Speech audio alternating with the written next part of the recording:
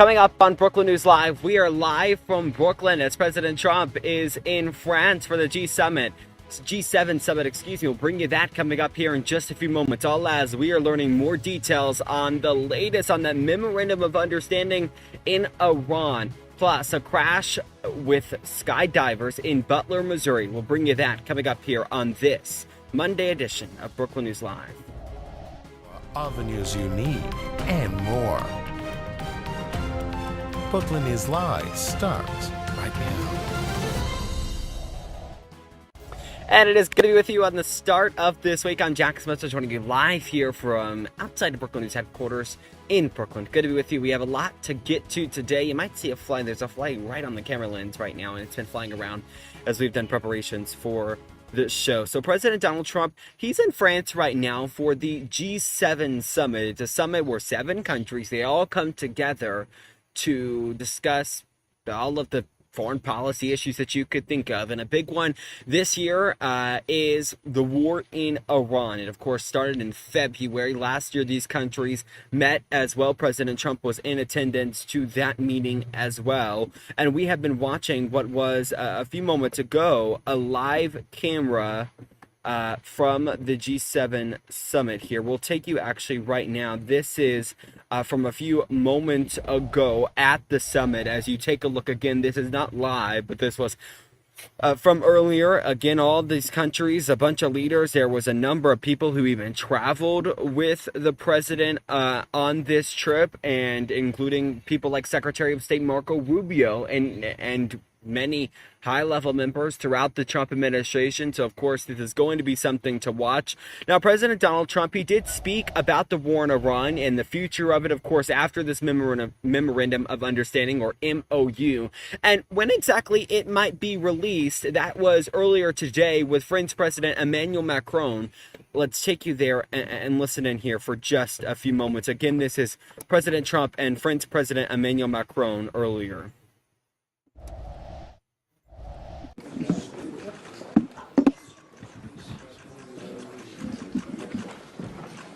Hello, everybody. Alors, how are you? Hello. Bienvenue à tous. Maybe handshake, Mr. President? Yeah.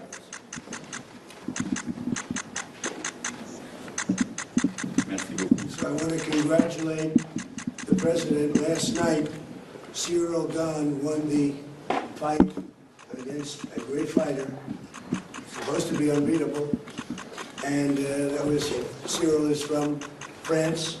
Did you watch the fight? Yeah. Not in direct, but I saw it this morning. That was a great fight. It was a great evening at the White I was House. very proud. Cyril. Thank you. Please. Bienvenue au président. I will say a few words in French.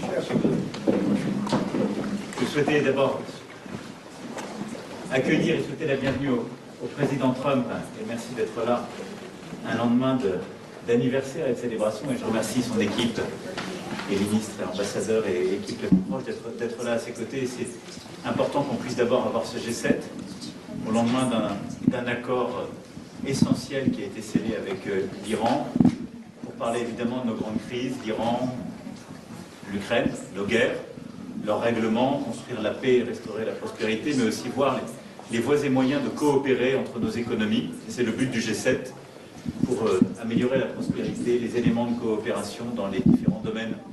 Puis nous aurons l'occasion aussi de célébrer à la française les 250 ans d'indépendance, la France ayant été aux côtés des États-Unis d'Amérique à Versailles dans 2 jours.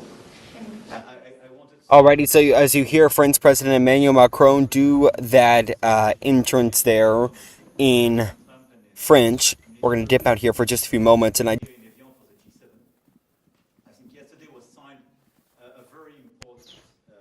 sorry about that audio issue, but I did want to note that the reason we went live a few moments earlier is because the heat was getting to the equipment just a little bit, and we wanted to make sure we got all of these live feeds to you. So that's kind of why we're live just a few moments earlier than we usually are. President Donald Trump, as soon as he begins speaking, we'll kind of turn the audio back up here. It is an extremely hot day. What I can do for you as we continue to monitor this feed here. President Trump appears to be agreeing, maybe taking a question there, but I'm using an umbrella here because it is it feels nice outside. We're going to get to your forecast coming up here in just a few moments, but it's still very hot. Let's take you back to where President Trump is now speaking. In order to re-engage together and negotiate a good and solid peace and sustainable peace, and President Zelensky will be with us until tomorrow. And obviously we will have the occasion during this G7 to speak about a series of issues from rare earths, critical minerals, trade, etc., where we have to build convergence among the G7 members. And it will be the occasion for us to celebrate the 250th years of independence for the US. And Versailles is a good place because this is where the King and his Minister of Foreign Affairs at the time did support the US during years, but as well prepared what we call the Paris Treaty in 1783, which was the final point of the war. So it's a great honor and a great pleasure to have you, Mr. President, in Evian and Paris. Thank you, thank you. So, Emmanuel has been a special friend of mine. We've had a fantastic relationship. We've worked on many deals together. I'm very happy to say, signed, the deal's all signed. And the strait is already partially opened. As you know, they're doing a little hunting for a couple of mines that they've already found. But it's essentially, ships are starting to go out now. On Friday, it'll be completely open. We got along very well with Iran. It's a different set of leaders. As you know, the first set is gone, the second set is gone, and we found the third set to be very smart, strong, very smart, but we ended up making a deal. I felt badly that we had to go back on the attack for 2 nights, and I thought a third, but we made it before that happened. But I think a lot of great things are going to happen in the Middle East right now, and very importantly, the oil is plummeting down, and the stock market is shooting up like a rocket today, like record kind of numbers. And the oil has taken its biggest plunge, and we're into the low numbers, not quite back yet, Kevin, to the extent, but we're getting close to the numbers we were before it all started. And the main thing is that Iran will not have a nuclear weapon. They fully agreed to that with strong policing powers, and they won't have a nuclear weapon, which is what it was all about, because they probably would have used it if they had it. So we had 2 big moments. When they terminated the JCPOA, that was the Obama deal, the Barack Hussein Obama deal.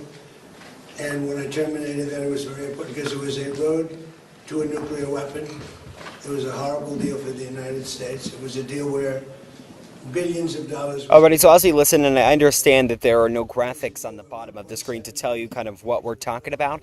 This is President Trump and French President Emmanuel Macron at the G7 summit, which is happening right now in France. So let's continue listening in as the president there was targeting former President Obama, saying that his agreement with Iran was not so great. Let's take a listen back in here. And on top of that, tens of billions of dollars was paid. So they tried to bribe them to make a deal, and that didn't work. It never works. And we've done a great job, and hopefully it's going to be a good relationship, and we're going to get along. And if we don't, we go back to where we started, but I don't think that's going to be necessary. The Iran deal that we made is going to bring a lot of success to the world, because the oil was really clogged up there for a while. He would call me on occasion and say, "Come on, please, let's go to the oil prices." But the oil is coming way down, so I'm very honored by it. I want to thank you for your help.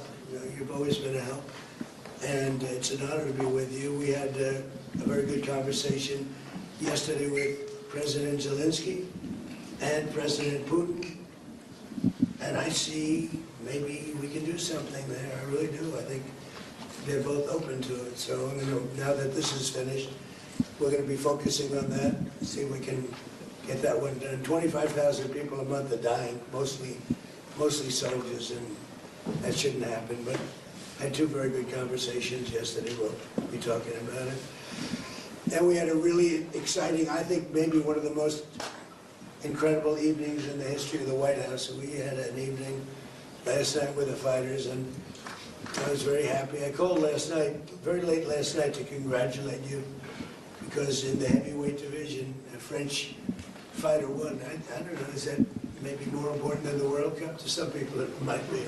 To some people it might be. You have a good team in the World Cup, very good team, but you have good fighters too. And you're a great country, and it's an honor to be with you. Thank you very much. Hey, sir, are you going to try to attend the signing ceremony on Friday? Well, it depends. JD's coming in for it. He was originally going to do it. I'll probably be gone by then. We're having dinner in a day and a half, right? We're going to be staying quite late. So I may be involved, I may not. But JD was coming in for that specifically. Thank you. Mr. President, when will the text of the MOU be released? I think pretty soon. I would say, I mean, I want it to be released because it's a very powerful document. It's not like the Obama document, which was just a terrible document. This is a very powerful document, and I want it to be released. So probably pretty soon. I would say sometime after Friday, because the strait opens completely. It's open now, but it opens completely. We'll have all the mines knocked out for the most part. We have a lot of lanes right now already. Mr. President? So I think sometime in the very near future, yeah. Mr. President, does the deal involve any sanctions relief for Iran? When would that go into effect? No, it doesn't. Well, they have to. It's really a behavioral thing. If they do what they're supposed to do, that starts taking effect. Monsieur Macron, quel engagement êtes-vous prêt à prendre au nom de la France dans le détroit d'Ormuz? Vous avez parlé du porte-avions Charles de Gaulle. Mr. President, what do you expect from France and Well, I would love them to do that. I don't think we're going to need much help because we have an agreement where it's going to be open. And it's toll-free. We had a little argument on that. It's toll-free. So I don't think we're going to need much help.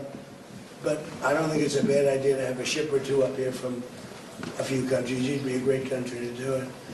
Because you never know what happens. But I think it's going to be open, and I think it's going to be free sailing. We do want to see if we can straighten out the Lebanon thing, because it just seems to just never end.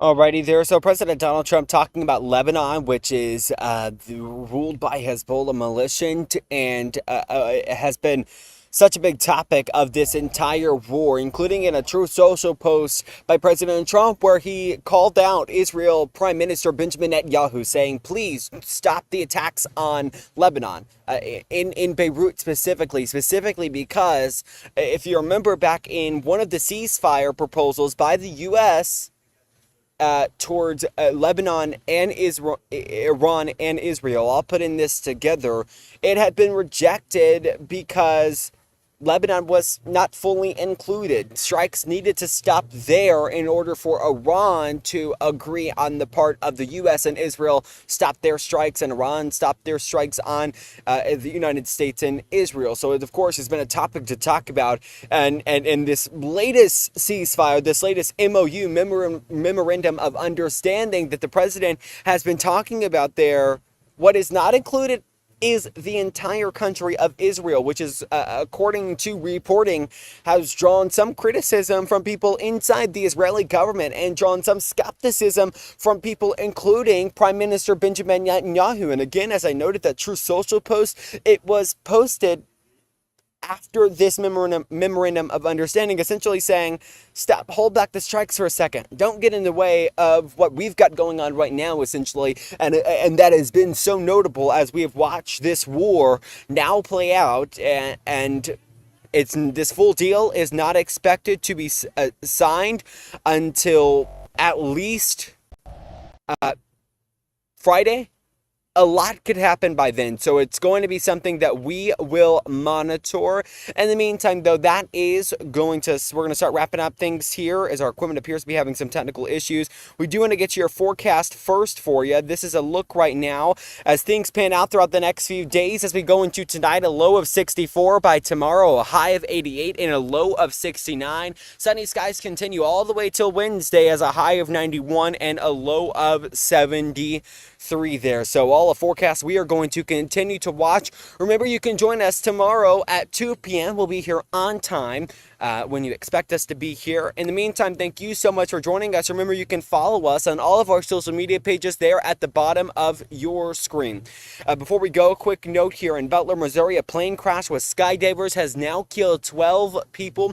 We have been monitoring that. What we do know now is that the NTSB is headed there to investigate the crash. We will have continuing coverage coming in the coming days. Later this week, we also do expect the Supreme Court to make major rulings. There are several rulings we're waiting on. The biggest one, birthright citizenship over an executive order the president tried to sign. We've broken it down in previous editions of Brookland News Live. We are standing by for that. That could come by Thursday. In the meantime, again, follow those social media pages at the bottom of your screen, and thank you for joining us.